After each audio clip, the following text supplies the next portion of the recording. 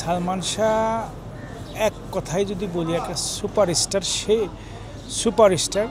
তার অভিনয় তো অনবদ্য অভিনয়। তার আমি এত ভক্ত ছিলাম, তার কেয়ামত থেকে শুরু করে তার অভিনীত প্রায় সব ছবি আমি দেখছি এবং তার অভিনয়ের যে দক্ষতার প্রমাণ রেখেছে এটা আসলে বিরল।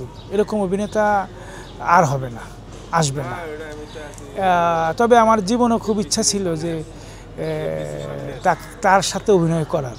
সে তো আমি আসার আগেই তো সে ফিল্মে অভিনয় করার আগেই তো সে মারা গেছে।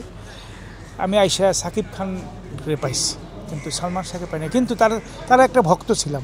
তার সব ছবি আমি অভিনয়, তার যে ড্রামা, তার যে এক্সপ্রেশন, তার যে লুকিং, মানে আমি অন্য কোনো আজ পর্যন্ত এরকম কোনো হিরোর লুকিং আমি এরকম পাই নাই।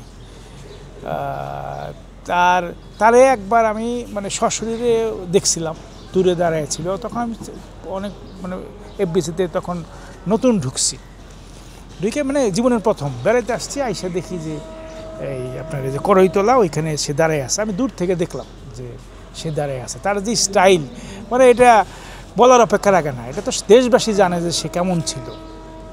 এটা কোনো মানে এটা কীভাবে, মানে ডিটেলস আমি জানতে চাই না, মানে বুঝতেও চাই নাই যে কিভাবে মারা গেল, কী সমাচার। কারণ এটা জটিলতা, কারণ এই অনেক পুরনো একটা মামলা। সেটা বিভিন্নভাবে একজন বলে যে হ্যাঁ, আরেকজন বলে যে না। ফলে আমি আর ওই দিকে যাই নাই, ওইটা নিয়ে ভাবি নাই যে কে কারে মারলো, কী সমাচার। এটা তো পত্রিকায় তো আপনারা দেখছেনই। কাজে আমি এই ব্যাপারে আমার কোনো মতামত নাই। তো আমি পত্রিকায় পাইলাম আর কি, শুনতে পাইলাম যে হ্যাঁ তারা নাকি পলাতক। কিন্তু কিছুদিন আগেও তো সে শুটিং করছে, একসাথেই কাজ করলাম বেশ কিছুদিন আগে। এই যে এফবিসিতেই করলাম, প্রেম শপথ ছবিতে দেখলাম যে সে অভিনয় করছে।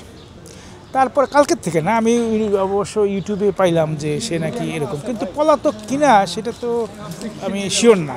তাহলে তো সে মানে ছবি সংখ্যা বেড়ে যেত, নির্মাণ সংখ্যা বেড়ে যেত। সে যদি বছরে 10টা ছবি করত, সাকিব খান যদি 10টা ছবি করত,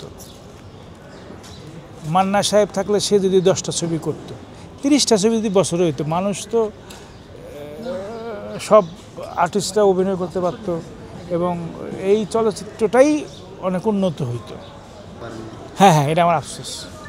আমার এত পছন্দের নায়ক, এত পছন্দ করতাম, এত ভালোবাসতাম, মানে এত পছন্দ হইতো, যেটা আমি নিজে মানে আসলেও আমি মানে এখনও আমার তার কথা মনে পড়ে। তার অভিনয় আমি মাঝে মাঝে ইউটিউবে সার্চ দিয়ে দেখি, তার অভিনয়গুলো দেখি, কি অ্যাক্টিং, ওরে বাবা রে, মানে এটা সাংঘাতিক। আমি তো যখন সত্যের মৃত্যু নাই ছবি যখন রিলিজ হয়, তখন ভাবছিলাম যে সত্যি মনে হয় সে মানে ফাঁসি দিয়ে মারা গেছে। এই হিসেবেই আমি ছবিটা দেখতে গেছি। তখন শুনতাম যে মারা গেছে, ফাঁসি দিয়ে মারা গেছে, সেজন্য সত্যের মৃত্যু নাই, আমি সত্য ভাবতাম। পরে শুনি তো অন্য কথা। আসলে এটা আমি আসলে এই ব্যাপারে আমি আসলে মানে কোনো কিছু মানে জানতে চাই নাই আর কি। পত্রিকা যা দেখি তাই মনে করি, কিন্তু সুনির্দিষ্ট আমার কথা আমি কইলেই তো আর কিছু অপরাধীরা অবশ্যই শাস্তি পাবে।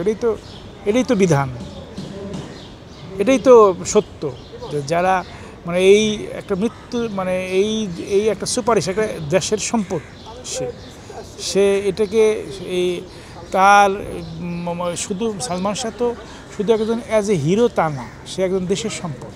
সরকার তারে দিয়ে টাকা রোজগার করত। কাজেই তাকে যদি ষড়যন্ত্রমূলক হত্যা, যদি ষড়যন্ত্র, অবশ্যই দোষীরা শাস্তি পাবে, এটাই তো আমি আশা করি এবং দেশবাসী এটাই আশা করে।